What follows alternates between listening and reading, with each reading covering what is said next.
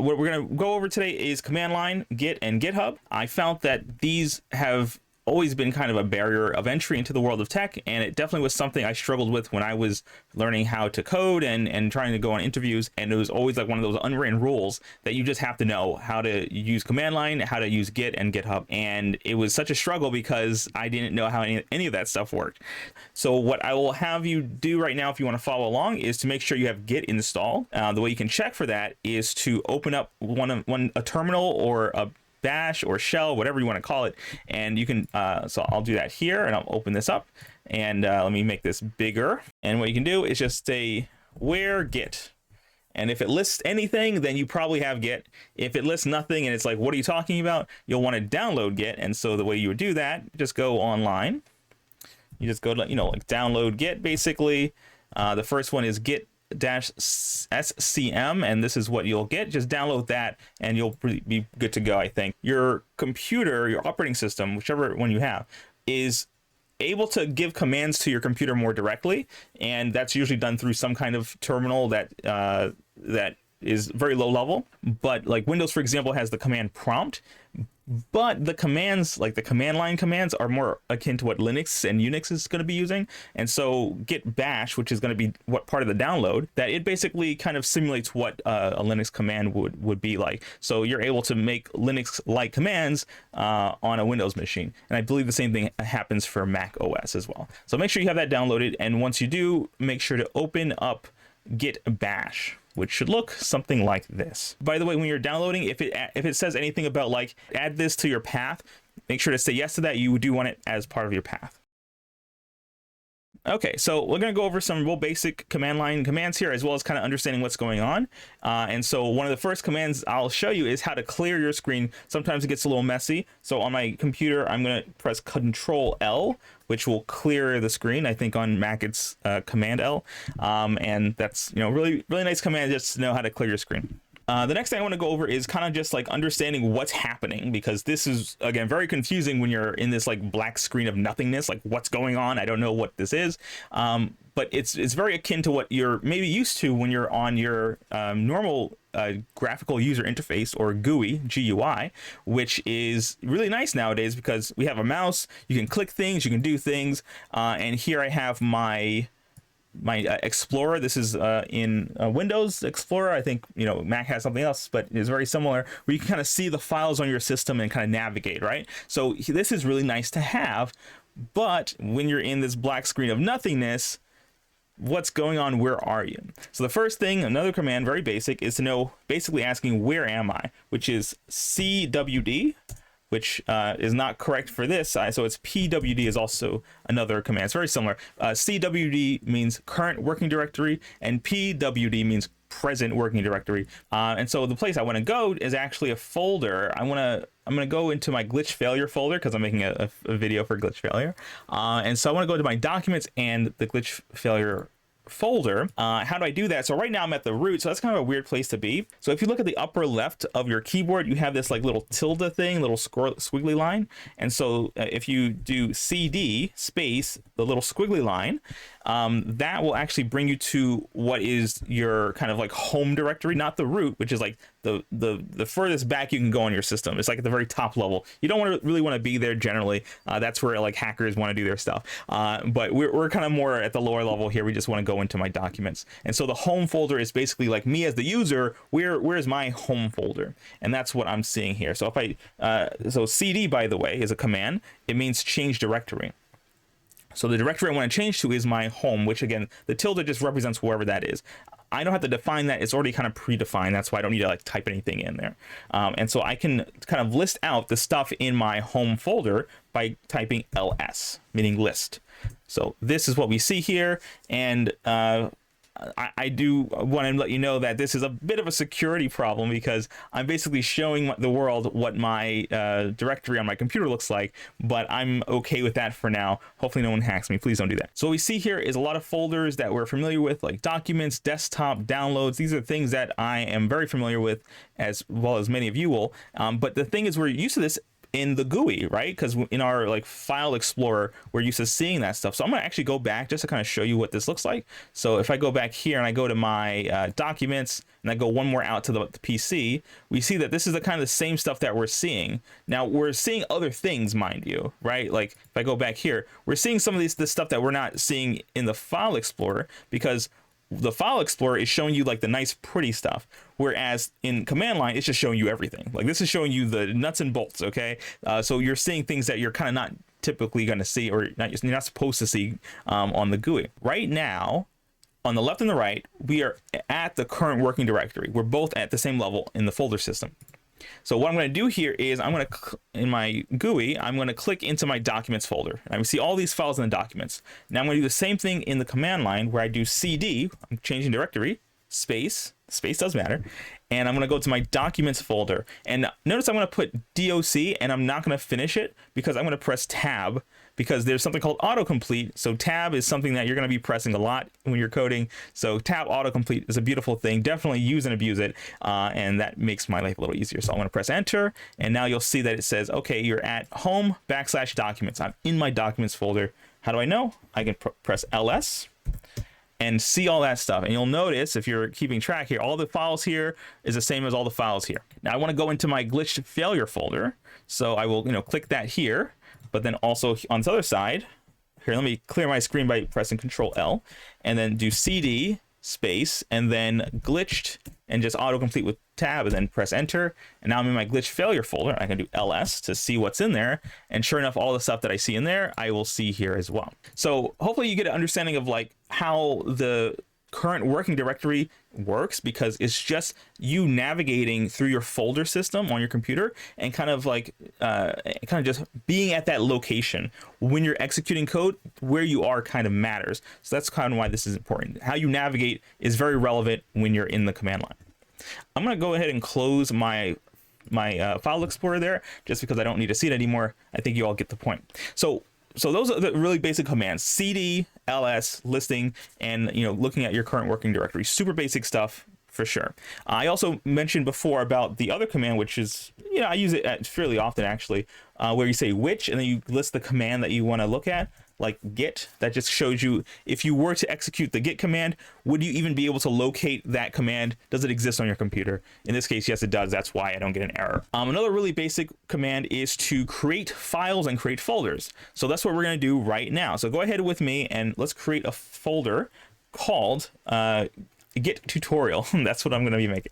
So the way you make a folder is mkdir, which stands for make directory. A directory and a folder are essentially the same thing, so that's why that makes sense. Put a space, and I will put git _ tutorial. I'll press enter. So no error. So let's do ls to list out what we're having in our folder, and we see git tutorial is right in there. So one other thing we can do for a lot of these commands, once you kind of get to know them a little bit, is to get some help from them. And so often you'll have the command, and then right next to it you put a dash, and you put help, or -h, or something like that, dash help. I don't know, what is the _ help? There we go. Okay. you have to do a little trial and error a little bit, but basically you'll be able to see what that particular command does, and also what other optional arguments you can provide for it. So I'm not actually going to go through all of them. I'm just going to show you one that I use a lot, which I'll clear with Control L, and then do ls space -al. So A means for all, L means list.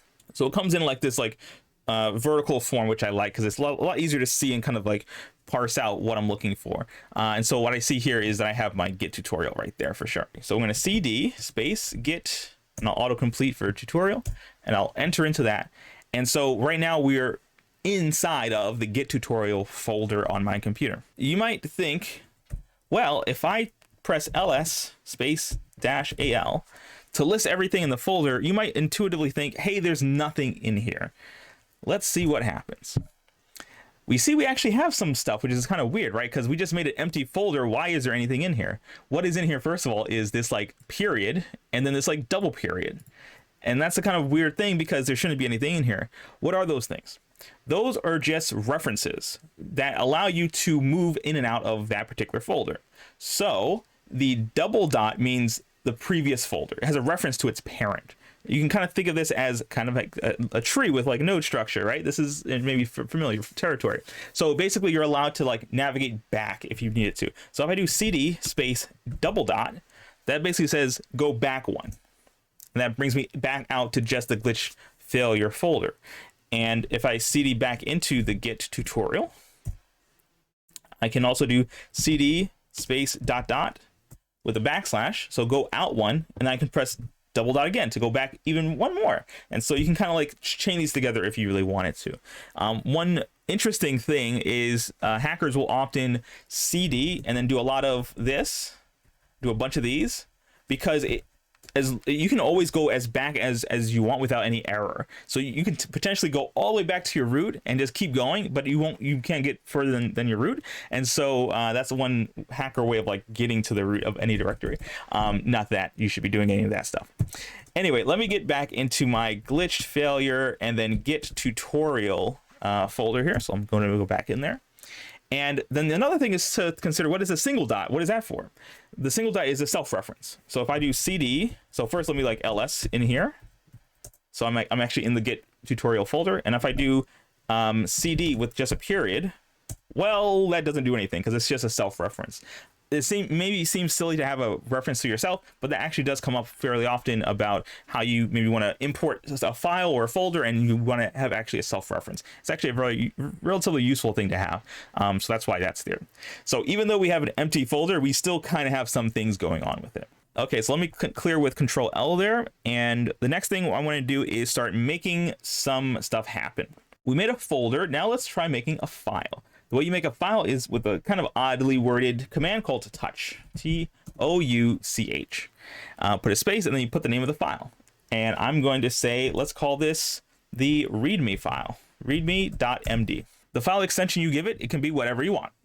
So I'm making it a markdown file, that's all. And sure enough, if I do ls, I see just that one file, but I don't see the dot or the double dot. And remember, that's because we did ls-al before, which shows all the things in the folder, including the hidden files. So anything that starts with a period is actually a hidden file. So that's kind of interesting. We'll be using that later, actually. But okay, so we have a readme, and that's a new file in this folder. So at this point, those are actually the most basic and most common commands that you're going to be executing in the command line. Just navigation, making a folder, making a file, that kind of stuff is like the most bread and butter thing that you're going to be doing. For the most part, you won't really need to do too much more than that. So here I am. I want to show you something that's a bit different between the GUI and the command line, and that's when you want to delete something. So let me go into my Git tutorial, and you'll see that my README file is right there. So that's where it's supposed to be. And if I want to delete this right now, I can say delete, and it says it's gone. Now we all know that that file is not truly gone, because there is a command. We can just do Control-Z, oddly enough, and that just undoes the command. Basically that file, it actually just went to a recycling bin or the garbage bin or whatever it's called, and you can always get it back. If you want to truly delete it, you have to go into that file and just say remove all the stuff from the garbage can. That actually deletes it off your computer. So it's a really nice way for you to interact with your computer, because when you delete something, it's not truly gone, because you better believe people who made the operating system know that people are going to delete things they don't mean to delete. And so it's a nice little like security thing to just like have that little buffer of, are you really sure you want to delete it? That's really nice to have. So that's not going to be the case with the command line. So here I am in the command line. I'm going to do ls-al there, and sure enough, the readme file is still there. And if I want to remove a file, I do rm for remove, and I name the file, in this case readme. And if I press enter here, I don't get any kind of verification. I don't get any kind of warning. It's just gone. If I go back to my GUI, I try to Control-Z to undo that. It can't do it. It's gone. It's gone. This is one of the issues with command line that you have to be careful with. Okay, when you're executing commands, especially ones that are destructive, like removing a file, then you really want to be careful about doing that. I've heard some really bad horror stories of people removing the root directory You don't want to do that, folks. So let's be careful with that. So I'm going to actually go back one, cd back, and here I am. Now I'm going to ls-al. So let me actually Control L to clear that. And the thing I also want to show you is, fairly common knowledge, I think. If you press up on the keyboard, it will just cycle through the history of your commands. So you can just keep pressing up and like see what you've done before. That way you don't have to retype something. Again, this and the tab are probably the most common buttons I'm pressing when I'm in command line, just because I'm lazy. But that's a really useful skill to have. Okay, so I want to delete my Git tutorial folder. How would I do that? You might think rm space and then Git tutorial. But if I do that, it says, hold on, we can't remove that. It's a directory. Directories are a little special because they may contain files in them. And if you delete the folder, then you necessarily might be deleting those files. So there's a little bit of verification that is needed here. So the thing you want to put in here is fr. So rm-fr and then the name of the folder. Because what that basically does is the F basically means normally if you want to remove a folder, anything inside of it, you would be asked, hey, are you sure you want to delete this? Are you sure you want to delete this? And it just keeps popping up. And so you just say, ignore those, just say yes to them. The R stands for recursive. So you're doing a recursive removal, meaning any other folders inside that folder are also deleted as well. So that's all that's saying. Basically, remove it. Don't ask me about it. Just remove everything. And if we do ls-al, sure enough, that folder is gone. And also in the GUI as well. So I'll close the GUI now because I don't really need that. All those commands that we just covered, ls, cd, cwd, pwd, cd, make dir, touch, and remove rm are all super useful for most of the things you're going to be working on. All right, so I'm going to actually reconstruct what we just did. So let's do Control L just to clear. We're going to make the directory again. I'm going to call it Git tutorial, and then I'm going to cd into Git tutorial. Then I will touch our readme.md file. So if I do ls-al, everything is kind of back to where we were before we removed everything. And this is the file and the folder that we're going to be working with when we're dealing with Git. So let's now move into doing Git things. Okay, so right now we're in a folder. And what we can check to see is what the current status of our Git repository is. The way we do that is with a very simple command called git space status. So we're going to check the status of what's happening in our Git repository. Oh, wait a second, we're not in a Git repository. And the reason that we're not, and one thing that it kind of signals to you is that when we are in Git bash, unless you've altered the settings here, it'll usually tell you what branch you're on right here. But you don't see that. Also, we actually have not initialized this repository to have Git features. What we can do is to initialize it with git init. And now it's been initialized, and you'll now see that we have this branch here called master. What is Git actually doing when we do git init? What it's doing, and it kind of shows you a little bit here, is that it created something. So I'm going to go back and do ls. Actually, you know what? I'm going to press up because I'm so lazy. There we go. Bam. ls-al. And we'll see here that we have a little bit something new going on. We have this hidden folder, hidden because it has a dot in front of it, called git.git. And that's what now makes this a Git repository. What is going on with that Git folder? Basically, it's keeping track of things under the hood. So we don't want to touch that folder. It's just doing its job, keeping the objects and things and the logic that Git is doing under the hood right in that folder. That's what makes this a Git repository. What this means now is that all the changes that we make in this folder are being tracked. And that's what makes this special. That's what makes this no longer a regular old directory or folder. This was what makes this folder now a repository, a Git repository.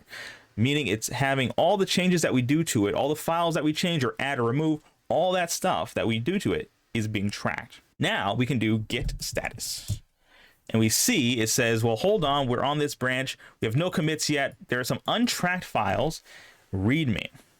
Let's take a little visual about what's going on here. There are these three buckets that Git is keeping in mind when it's trying to keep track of all these changes going on in the folder. What we've done right now is we've made a change to our working directory.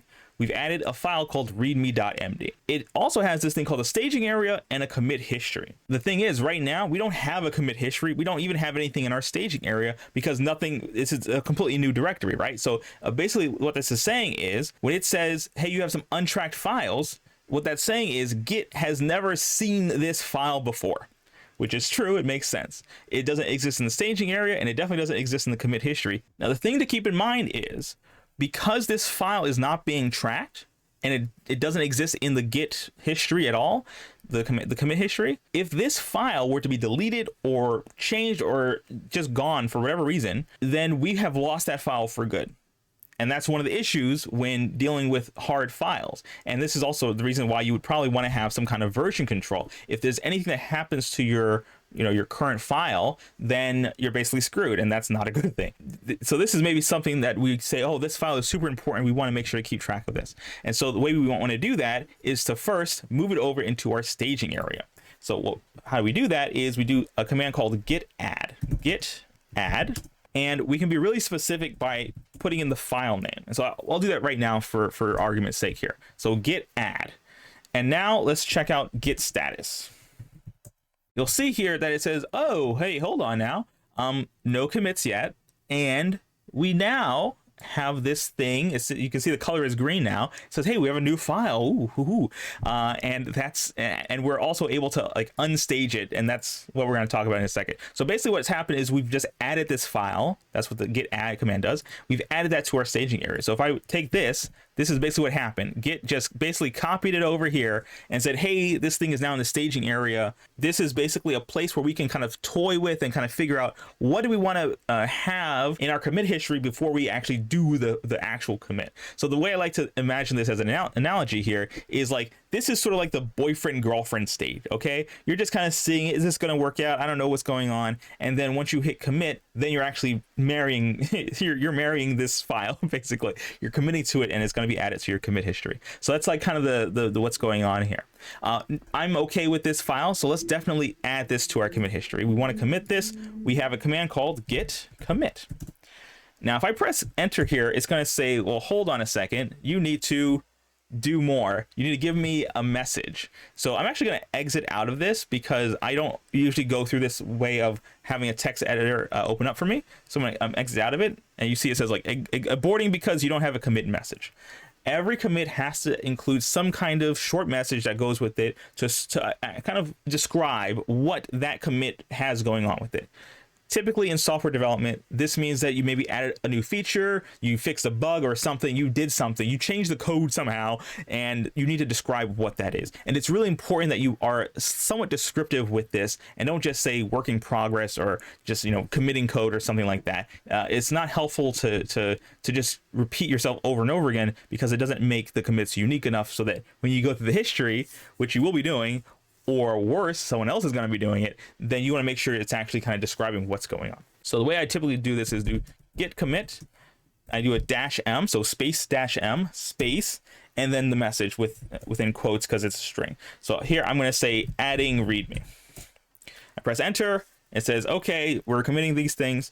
And if I do git status, it's basically saying, hey, there's nothing to commit because the working tree is clean. Basically, all the stuff in the working directory is the same as what's in the staging area, and it's fine. Basically, everything's fine, and as well as the commit history. So everything looks good. So basically, what happened is we now have this README file in the commit history. Now, the thing to keep in note here is that what's actually technically going on under the hood is that Git is making like objects that are super compact and compressed inside that .git folder and keeping track of all this stuff. And so each one of these is its own like object reference. You don't need to really worry about that, to be honest. The whole thing is abstracted, so you don't need to worry about it. But everything's really super compact, and everything's being kept track of in that way. And so what you'll see in the near future here, I'll be going over it, is that these things will each have their own reference, a kind of ID. So speaking of the history, let's take a look at it. I'm going to clear with Control L, and we do git log. Okay, and we can see what is currently in our commit history. We don't have a whole lot because we just have one basically. And actually, technically, if I were to do this more properly, the first commit is usually, the message is usually like initial commit or, the first commit or something like that. But it's fine. It doesn't really matter that much. So let's do some changes here. So I'm actually going to open my VS Code just to kind of show you that this is kind of like the natural workflow of how you might change a file. And I'm going to just do code readme just to open up my file, my text editor here. And right now the file does not have anything going on in it. So here I'm going to say, let's make a title, Git tutorial is cool. I'm going to save that file. And then when I close the editor, I do git status. It's basically saying, hold on, this file, which we're keeping track of, so that's what's subtly being said here. We're keeping track of this. If it was untracked, it would say that too. But we're keeping track of this, and we've noticed that this file has been modified. If I wanted to, I could say, okay, well, I see we're modified here. I can go back, kind of check my code, but for the most part, I think I might want to commit this. And so before I commit, I need to add it to the staging and then move that to the commit history. So I'll still git add. And here's the thing I've seen a lot, and I tend to do this also, is instead of typing out the full file, I'll just say, hey, just add everything. I'll put a period.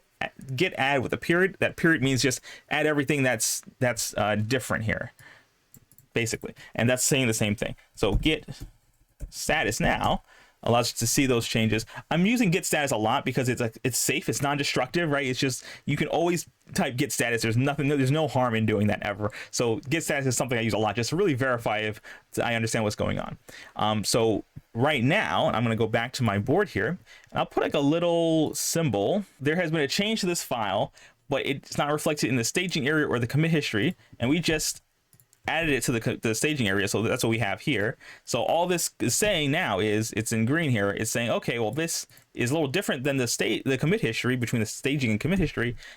Let's maybe commit that. Now we might say, hold on a second, I actually don't like that change. I thought I wanted it, but hold on, I actually am not quite sure yet. I was talking to my team, and this change is not something I want. And so you could always do this thing called, git restore. And git restore will typically pull from the commit history, but if you do this -stage, it will actually remove it from the staging area. So that's what that's for. And I'll name the file. You need to name the file specifically to unstage it. And if I do git status again, it's kind of back to where we were before. Basically, the staging area, what it did is delete. It basically, well, what it does is it basically like removes this and just copies what's in the commit history. And it kind of references that again. And so that's what it does. It doesn't really care about what this change is, even though you moved this to there. The commit history is like being restored. That's what that's meaning. Restore the commit history back to the staging area. And here's something I want to show you here. If I do code readme, that file has not changed. In the working directory, the file has not changed. Now, if I do git restore and I name the file, notice I'm not putting this ~staged, right? I'm just saying restore this file. What happened there? Let's see. Let's do code readme and see what happened. The file is empty. What happened? Well, here's what happened. What it did is it basically deleted all the changes in the working directory and just copied what was in history, the commit history. It copies to the staging area, and then it copies that into the working directory. And so everything kind of gets like restored from the commit history. That's what restore does by default. It's taking the commit history, whatever current commit you're on, and just like moves it into every other bucket. And that's why our file is now, it's been restored, but we've lost those changes because that's what we basically asked Git to do for us. So this is actually one way that you can often kind of fix some errors that you're working with. Git can be fairly confusing, I know. Believe me, I know. It's taken me years to get this far and know like kind of what I'm doing with this stuff. So don't beat yourself up if you don't understand everything right away. This stuff does take time and practice, like anything else. Hopefully, I'm showing you like kind of the basics that'll get you at least started down the right path.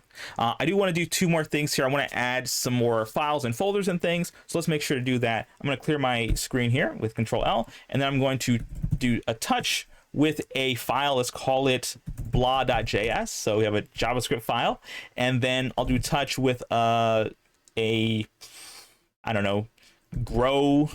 I'm just making stuff up. .py, a Python file. Let's also make a directory. So mkdir. Let's call it app. Make directory app. Let's do ls-al or la. It doesn't really matter the order for that. And we'll see that we have our two new files and one new folder called app. And let's see what we have here in my git status. Okay, sure enough, it says, well, hold on, you have this blah.js and a grow.py. Notice that it didn't mention anything about the folder called app. And the reason why is because it's an empty folder. If there's nothing in it, it's not worth talking about.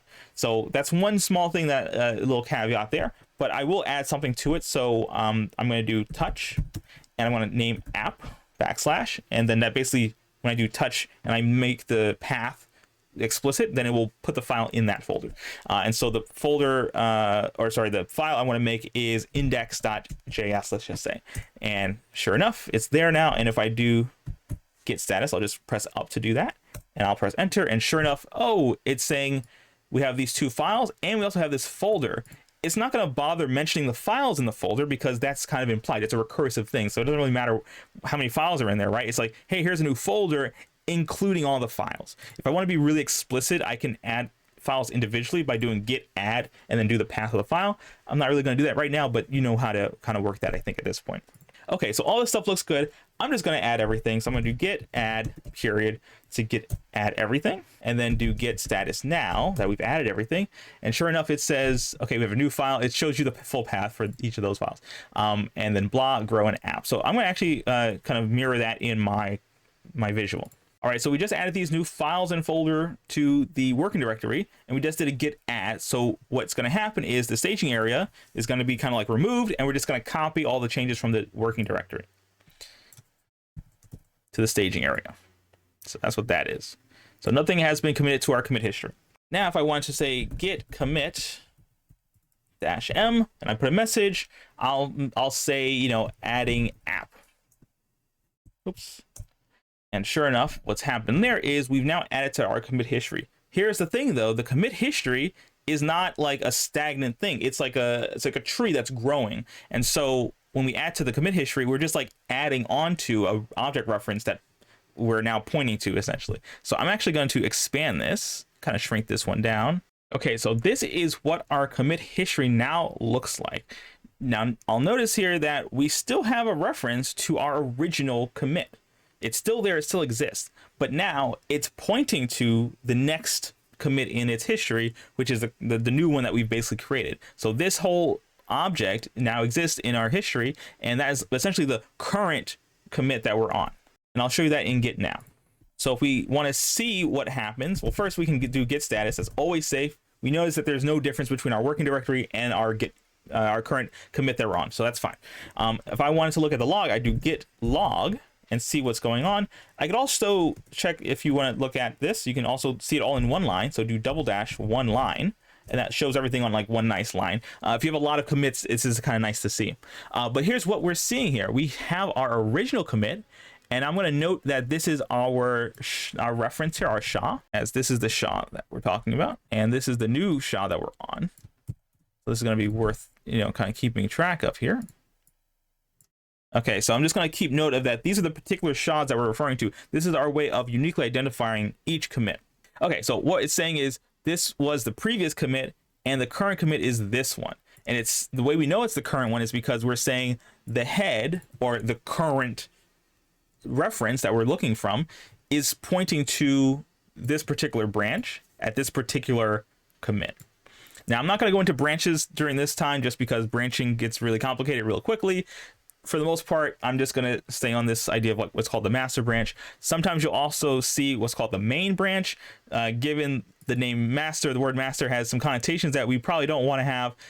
There has been a push to be more inclusive and to make sure that we're calling things a little bit more appropriately. And so you'll often see the word main here as well. So, you know, master is like the default that is kind of the old school way of doing things, and main is sort of the new hip way of doing things. All right, so let me just clear, and I want to show you one funny thing that has helped me once or twice in the past. Now, mind you, this is not a good workflow. I do not recommend doing this, but if everything is crashing and burning and you're just like, I can't get this git stuff to work, you could always kind of reset a little bit. What you will want to do is get your working directory into whatever state you want it in. That's, you know, let's assume right now that's what it is. Okay, so our current state is this. Let's do ls-al, that our app is there, our blah.js, all the files are there. We want it to be there, and Git is just kind of screwed up. Maybe there's like a merge conflict or whatever. It doesn't matter what it is. There's something going on you don't like. The one thing you could do is remove this Git folder, because remember, that is what's making this a Git repository. If you remove that, it removes all the object references, all the history, all that stuff is gone. And so let's try that right now. Again, I don't recommend doing this. This is a crash and burn kind of scenario. So I'll do rm.git. This is not going to work because remember, this is a directory. So I need to make sure to go back and do -rf. So if I do that, and you'll notice that we are no longer on the master branch, because guess what? This is no longer a Git repository. If I try git status, it's saying, what repository? What are you talking about? So here's where you would say, okay, my current working directory is good. I want to now kind of like make this essentially a new Git repository. I'll do git init. And we are now in Git land again. We're now, on the master branch, and this. But the thing is, mind you, this is not the same thing as the Git repository we had before. All the object references are gone. This is a new Git repository. Git doesn't know anything about this repository. So if I do git status here, it's going to say, hey, all these files are untracked. And speaking of which, I will quickly show you how to swap between master and main here, because that's pretty easy to do. So what you would do is do git switch -c, and then type in whatever branch name you want. It doesn't really matter. I'm going to use main here, and it switches you to the main branch. And what's interesting is, because this has no history, it just gets deleted. So we're now in the main branch, not that it matters that much, but I want to now, again, you can do git status just to like really verify everything. It's basically the same thing you want. And we have untracked files. So do git add, I'm going to add everything, and then do git commit. So mind you, this is what's happening. I'm going to show you back in my example here. So this was the old Git repository. It had all these references, but that's gone now. We deleted it. And this is essentially what the new one looks like. We've added to the staging area, but we haven't committed it yet. So let's now do the commit. So do git commit -m, and I'm going to call this the first commit. And sure enough, it adds it. So I'm going to go back to my example here and just add everything. So this is now the state of the world. I'm going to go back and get the reference here. So I'm going to do git log. You'll notice that it only has one commit, and this is the commit. And so, by the way, I will mention that this SHA here, this commit ID, it's actually fairly long. When we do the git log _1 line, it does like the abbreviated version. So you see that these numbers and letters are all kind of just the beginning here, and that's totally fine. Usually you don't need more than like the first 5 or 6 anyway, to identify it uniquely enough. And so that's why it's kind of okay to just use that first few. So I'm going to copy that and put that in here. And you'll notice that this object reference is different than all the ones previously, because these are completely disconnected, right? This is a unique identifier for this commit. It has nothing to do with this other one that was made earlier, and then the one we removed, essentially. So this is a completely different Git repository at this point.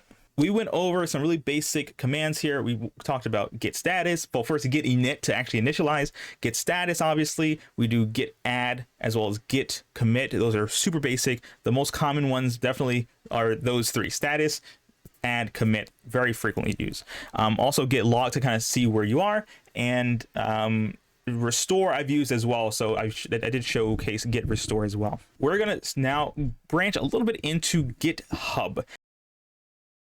Keep in mind that all these changes that we're dealing with, all the stuff that we're committing and whatnot, all that is stored on our local computer. If your computer blows up, if someone deletes your files or gets corrupted or whatever, all that work is lost because it doesn't exist outside of your local computer. What would be amazing is if you can maybe store it on the cloud, for example, and then you can always pull down from any other computer that information and it won't be lost. And that's the point and kind of the power of using GitHub. So GitHub is basically this cloud that allows you to store your repositories on it for free.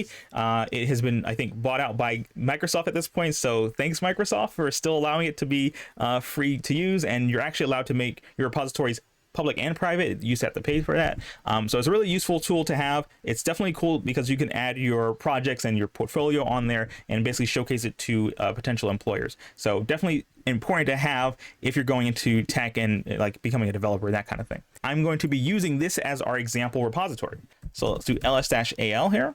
So there's not a whole lot going on in this file or these folders, but you can pretend, for example, that this is actually a project that I want to actually showcase to the world. And this is a really cool, portfolio. And my README would be the place I would want to kind of showcase and write out the name and what's going on and why, because that's essentially the landing page. When you go to GitHub, the README is used to display as like the first thing that you see when you go into the repository. So this is where I would kind of like visualize and make it a very nice presentation, is in the README file. How do I get stuff on my computer to the cloud and to GitHub? So if we wanted to actually push this to a remote repository, we would usually do something like git push. And that would be great to do, but you might be thinking this also, like, where are we pushing to? That's exactly what the computer wants to know. You just said, hey, you don't have any configured destination. We need to know where to actually push this stuff and where it's going to live. And one thing we could check on is how many remote references do we have? We could check that by saying git remote and then -v. So just view all the remote. Oh, I said remove. I meant remote. Git remote -v, and there's nothing because we haven't set it up. So let's actually go on to GitHub. So you need to have an account for this. Let's go there and actually create this remote repository. Okay, so this is my GitHub account. It is something you're going to need to have, obviously. So make sure to create your account. And once you do, you can start storing your repositories that are local on their platform. And what we'll want to do is go in the upper right here, there's a little plus sign, and we want to create a new repository. So let's go ahead and do create new repository. And you can do a lot of things like use a template, which I will not be using. You definitely need to name it. So I'm going to call this Git Tutorial. So this name here, as well as the name in your local folder, does not have to match technically. You can name it whatever you want. I think it makes sense too, though, because it avoids confusion. So I'll call it Git Tutorial. You can make it public or private. Honestly, I don't feel like I need to make this private, so I'll let the whole world see my crappy project. And one thing that's important is whether you want to initialize the repository. So if you initialize the repository, that means it's being created and it has an initial commit remotely. I don't want to do that though, because I already have a local repository. I've already made my initial commit. So I actually don't want to add anything up front. I want to leave all these checked off, and I'll create my repository that way. And there are two options here that are kind of small, but they seem subtle, but it's actually a pretty big difference here.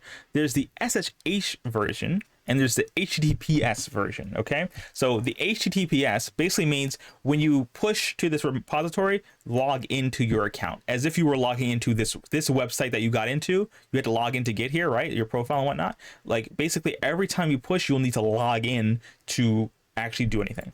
Whereas the SSH is sort of like this like backdoor agreement saying, hey, let's share some keys, some security keys, so that in the future you don't need to keep logging in. You just give me the key and I know it's you. That requires a little bit of setup. I'm going to use the HTTPS option right now, but in the future definitely consider using the SSH, and I'll show you how to set that up. Okay, so now that I'm using the HTTPS option, the thing here is we have a few options, 1, 2, and 3. And honestly, this one here is basically to set up an initial repository locally, which we don't need to do because we already have our commits kind of worked out. So I don't need to do this one. This one though looks good. The second option, I usually use this one, and it has this command here, and I'll explain it. So basically what this command is saying is git remote add origin, and then this is a reference to this particular repo. So if I want to push anything, then it's basically like this is the location to push to, is essentially the address. And when I do this command, I will be adding that to our repository. So let's go add this. So I'll just paste that in here. And the git remote is basically saying, hey, I want you to add a variable called origin that has this value. And you can name this whatever you want. Origin does not need to be the name, although that's fairly common for like the main, remote repository. That's usually what you do. So let's add that. And if we check out our remote v again, I'll just press up twice, and get remote -v will show us, hey, here is where we're going to be pushing to. I know there's a fetch and a push. I'm not going to really get into that right now, but essentially this is our reference of like, hey, if you need to do something, if I say push, go here. If I say pull, also go here. And that's what that's for. Okay, so the next command is something we already essentially did, where this git branch -m main is like the command that we did before where we made the main branch. We did git switch -C main. It's essentially the same thing, and we don't need to do that because we already have a main branch essentially. And then we do git push -u origin main, and I'll explain that in a second. Let me just copy that and paste that in here. So git push basically is like I want to actually push my local commit history to the remote branch, and the -u is basically saying keep using this stuff on the right here as a default. So the next time that I need to push, I don't need to keep typing in all this stuff. I could just say git push, and all this other stuff is implied. We don't need to keep putting it in. So this is essentially saying -u make these things default. The default is origin main. Origin is where to push to, and main is where to push from. You know, what am I sending? We're sending the stuff from the main branch. That's all it's saying. So I'm going to press enter here, and it's going to basically push it in. And I think what ended up happening, so this went through for me, even though we're doing things over HTTPS on my Windows computer, I do have credentials that are stored. So you may have to actually log in at this point. So, you know, if you do log in, you're not doing anything wrong. It's just that the way Windows has things set up, sometimes credentials are stored, and so I don't need to keep logging in. It's a nice thing to have, but I actually do prefer the SSH version. Okay, so once you get through that and you maybe log in, then your website here doesn't have anything changed because it's not like a live connection. So you will need to refresh this page. But once you do, you will be able to see everything here. And I believe, oh, I see something. It says add a README file. Okay, I think I maybe messed this up. I think the README file has to have capital README in order for it to be viewed. So this one is not quite right. I think, yeah, I think I might want to rename that. So in fact, let's do that. Why not? Let's do it right now. So let's go back. And actually, I think I'm going to show you a command I didn't show you before, which is the move command, which is a weird one. You can move files, but you can also use that command to rename. That's how you rename things, is you just move it to the same thing, the same place, but with a different name. It's kind of weird. So let's do ls-al here. And we have the README there. So I'm going to rename that. I'm going to do mv for move. Weird, I know, but I'm going to move the README file to the same location. And I'm just going to call it README capital. And then I'll just do that. Okay, so let me do ls-al again. And sure enough, this lowercase README is now a capital README. And everything inside the file has remained the same. That's kind of a weird thing, I know, but that's how it works. Let me do git status. Just to, oh, I need to spell status correctly. And it says everything is clean. That's interesting. So it doesn't note that there's a capitalization. Interesting. Let's do code README. So I'm going to add something here. This is like my README file. Okay, let's save that and exit out of here. And if I do my git status now, it says modified README. So when I did the git add capital README, that's actually not the same thing. So I need to git add lowercase README, or I just say all. So why am I giving myself a big pain? Git status now. Okay, it's been modified, and so I need to now do git commit rename README. And I do git push. So now when I do push, I don't need to put the whole origin main thing. It just pushes it. And that's nice. So let's go back here and let's refresh. And sure enough, I have now my README file, which is lowercase here. So, I wonder what the problem was then. I think the issue was that I just didn't have anything in it. I think I just needed something inside the file in order for it to actually like work. Okay, so lesson learned on that one. Okay, so I think the last thing I want to go over quickly in quotation marks, is setting up SSH. Okay, so this is a bit more complicated for sure, but not that much more complicated. So the thing to keep in mind here is what we're doing, and if you can look into like how SSH works outside of this video, but what we're going to essentially do is create a secure key on our local computer and share that with GitHub. This is a security issue, so you do not want to share this with anybody. And actually what I'm going to do here is I'm going to create a new bash.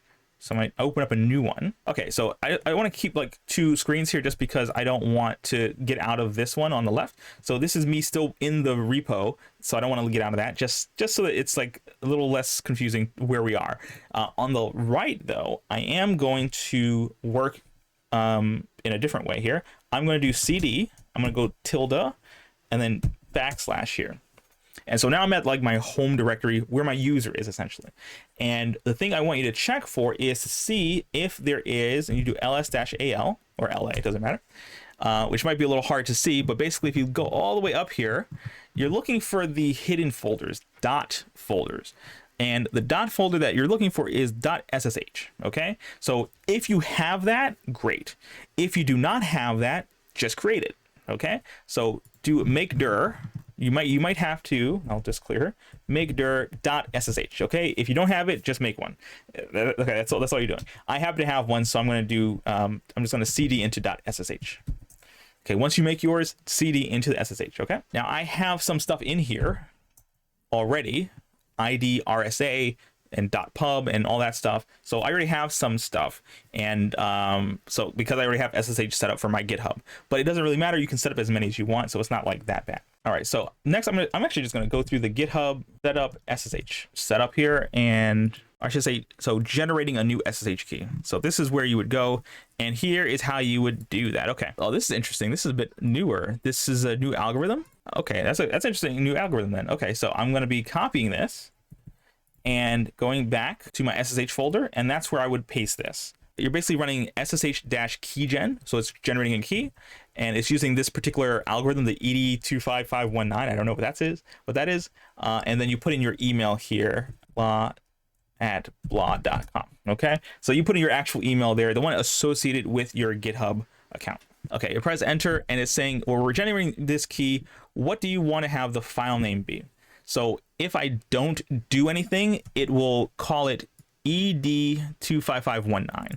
Actually, I'm actually okay with that because I was using the RSA version before, so this is actually a new way of doing things. I'm not going to rename it. I'm just going to press enter. If you want to rename your key file, that's totally fine. Up to you. I'm just going to press enter because I don't care. Now here you can say what kind of passphrase you want to access that file on your local machine, and I'm actually going to give it. I'll make it real simple. I'll call it password. Bam, and do it again. Password. They don't match. Okay, password again. Okay, oh my goodness, I can't type. Okay, so it creates this thing. It has a nice little picture for some reason, and if I do ls-al, you'll see I now have these two new files called ID ED25519 and another one that's called .pub. These are two keys that you've just generated. A private one, which is this one, that you don't share with anybody. You don't show it to anybody. The contents in it, you keep that secret. I don't even want to look at it. Don't show it to me. Don't show it to anybody. And then the public one, which is the thing that you can share, and that's the thing we want to share with GitHub. Okay, this is the other half of the key essentially. Again, cryptography is not my strong point, so I would definitely recommend looking up what all this is doing and whatnot. But effectively, this is like allowing them to verify that this is who we are when we tunnel into SSH. Okay, so how do I look at the contents of this file? There are a few ways. Obviously, you can just open the file and just copy it. That's one way. So I can do code ID ed.pub. I can just open it and look at it, and I can share this with you all because it doesn't really matter. This is the stuff that can be public. So I'm not afraid of sharing this online.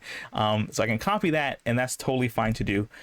You could also do this thing called, I think, clip, and then put that ID ed whatever .pub in the clip. I believe on Mac it's called pb copy or something like that. So definitely look into that. But either way, it's copied to the clipboard some way, somehow. And so the reason, by the way, that it's important to have like this like SSH folder, it's at a higher level, and it's because it's in such a weird spot, and it's also hidden, right? So it's less likely that this is going to be exposed to anyone. Once you have that copied, you go back into GitHub. So I'm back on my GitHub account here. I'm going to click onto my profile, and we're going to go down to settings. Once you get into settings, you will go down to this option, SSH and GPG keys. And we're going to add a new SSH key. And you can call it whatever you want. I'm going to call this is my Git tutorial. And then here I'm going to paste that. And I'm going to add SSH key. I need to log in. Thankfully, I'm using 1Password. Definitely recommend 1Password. And that has been added here.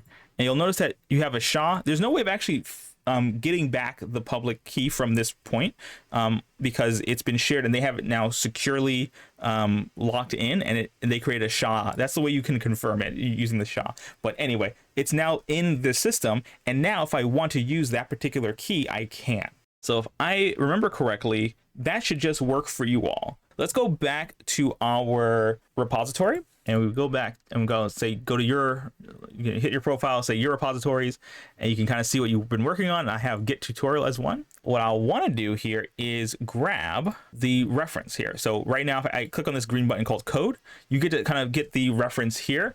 I have HTTPS, or we also have SSH. So I'm actually gonna grab the SSH one, and I'm gonna copy that. I'm gonna go back to my Git bash here, and I'll clear this for a second, and I'm just gonna go back and gonna look at my remotes here. So git remote -v.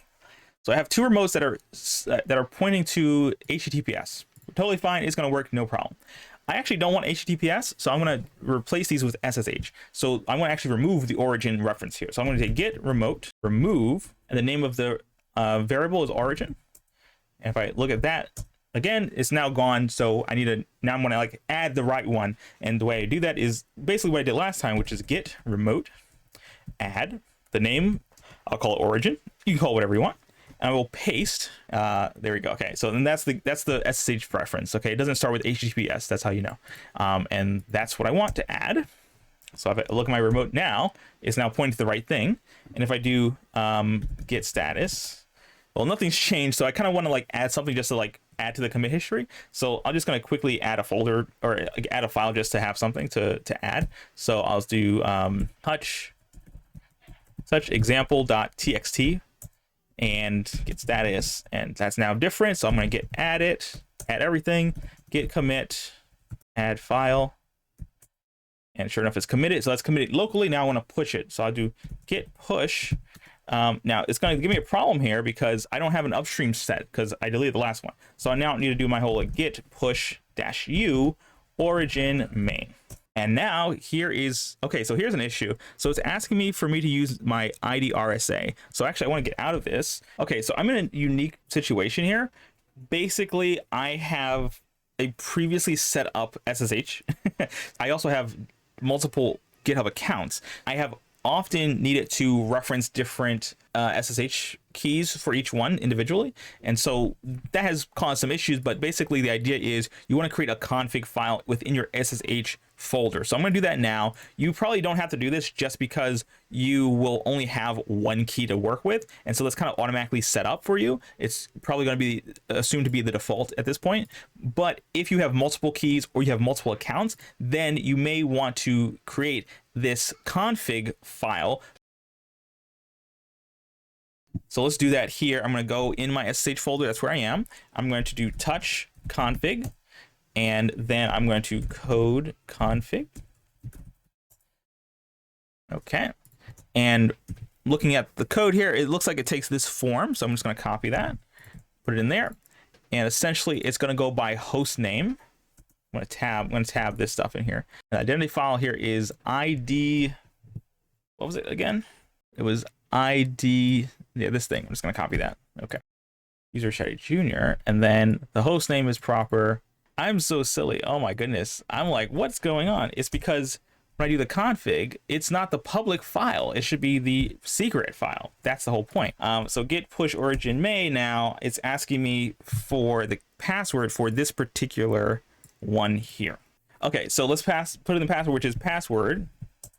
Press enter, and now it's set up. And now if I go back here, my repository, I should see a refresh that says, okay, we added this example file. Exactly right.